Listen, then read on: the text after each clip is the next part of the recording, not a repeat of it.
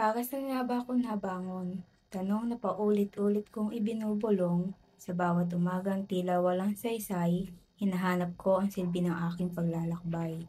Sabi ni Aristotle, life has a purpose, at ako'y naniniwala na bawat nilalang, bawat kaluluwa ay may papel sa mundong kay lawak at kay ganda. Ako'y guro o guro sa hinaharap, hindi para sa dangal o papuri ng lipunang magarbot mayabang, kundi upang umalalay, magsilbing ilaw, sa estudyanteng minsan ay takot, pero may pangarap na abot langit ang sigaw. Hindi ako ang bida sa aking silid-aralan.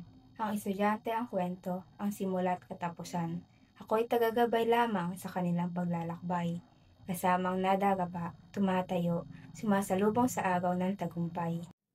Student-centered, ito ang puso ng aking pagtutuko, na ang karunungan ay hindi lamang mula sa guro, kundi mula sa karanasan, sa pag-uusap, sa tanong, sa kalayaang tuklasin ang mundo ng may layon. No one gets left behind, ito ang aking panata, na walang batang tatalikuran, walang pag-asang mawawala.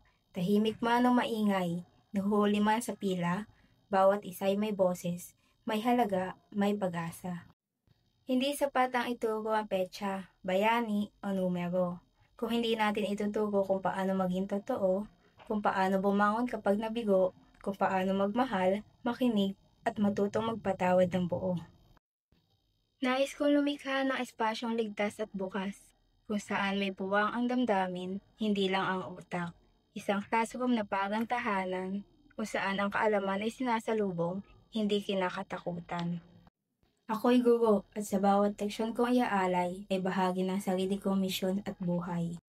Para saan ako nabangon? Para sa estudyanteng minsan din nagtanong, ano ang silbi ko?